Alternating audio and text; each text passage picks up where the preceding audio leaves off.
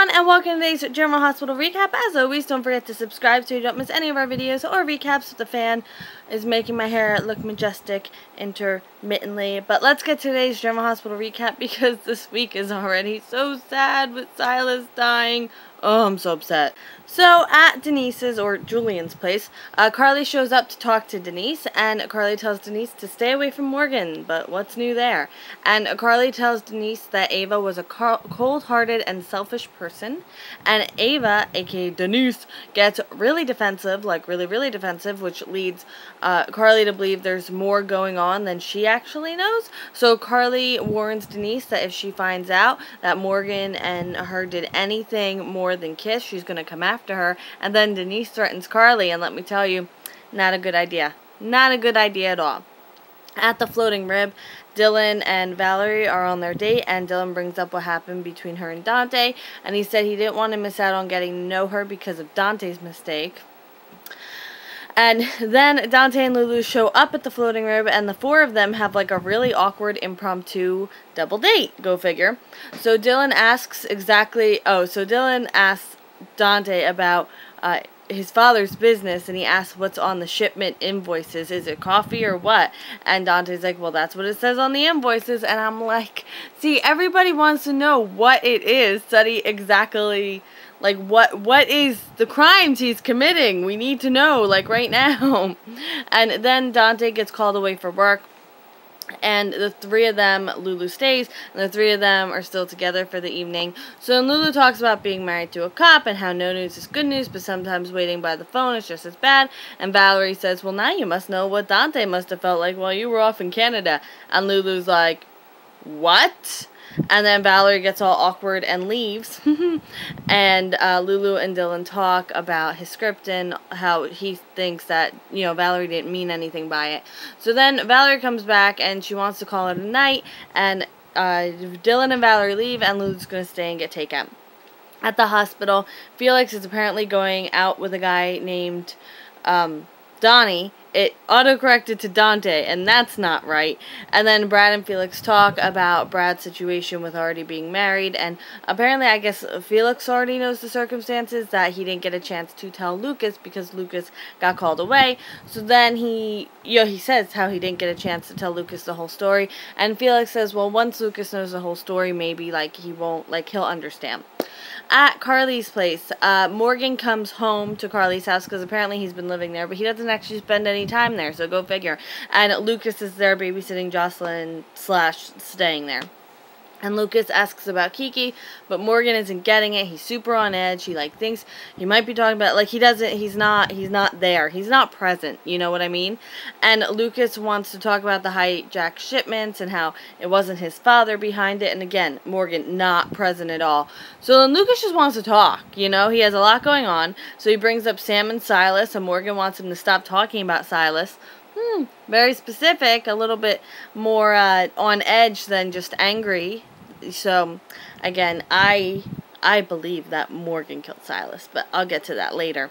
And then Lucas brings up the double wedding, and Morgan apparently didn't even know that Sonny and Carly were getting married because he doesn't answer his phone. And that's coming from someone who also, like, is really bad at answering their phone, so, you know. Whatever. And then Morgan turns on the news. At Shady Brook, Nathan is there, and he's talking to Nina. He says that things aren't as they appear in the baby kidnapping, and she might be being framed. And Nina kind of hints that, like, she knows, like, she already knows that. So Nina tells Nathan that she found out someone else is framing her, and then Nathan gets a phone call, and he has to leave, and he doesn't get a chance to, like, she doesn't get a chance to finish her thought. Franco and Kiki, the big hurrah, right? The big hurrah. So Franco and Kiki run into each other in the hallway, and he says he was waiting to talk to her. He wants to get something to eat, and she says she can't because her dad wants to talk to her. Franco says exactly what I said he should have said yesterday, that he's been knocking on the door and there's been no answer. And Kiki's like, oh, that's really weird. Like, really weird. So then she agrees to go get something to eat with him, but she wants to put her stuff away first. And he's trying to talk her out of going in there. And personally, I think that was a huge mistake. He should just let her walk in there, but whatever. She walks in there, she opens the door, she sees Silas, and she is inconsolable. She goes to his side, she's like, oh my goodness. Poor girl, right? So Franco tells Kiki that she can't call the police, and Kiki puts it together that Franco already knew that Silas was dead in the room, and Kiki is really, really, really scared at this point, and she calls the police. So he wants her to say that they came in together, and she thinks he stabbed Silas. So he says it's not what it looks like, and she's willing to listen to him, and she says, well, if you didn't kill my dad, then who did? And he says he doesn't know, because he really doesn't know. And then the police, aka Dante and Nathan, barge in, and Nathan confirms that Silas is dead, and Dante finds the knife in Franco's bag. So Dante arrests Franco Baldwin, and again, my head kind of exploded because that's not how names work. Okay, that's whatever. I can't deal with it. So then, pretty much in every single one of the scenes now, all the characters have the news on. Everybody's getting the news that Silas Clay has been murdered, and I'm further convinced that Morgan did it based on his reaction, because think about it, if his last time seeing Silas was in, when Silas walked in on the two of them, then he would have been relieved. He almost would have been happy that Silas was killed, but instead, he's not. And Ava's shaking, or you can see her hand is shaking. So, I mean, in that case, with her, I believe either she was going over there to kill Silas herself and he was already dead, or she maybe at this point really didn't know and she's upset because she really did have feelings for Silas. She's just a horrible, cold-hearted person and couldn't you know what I can't with her.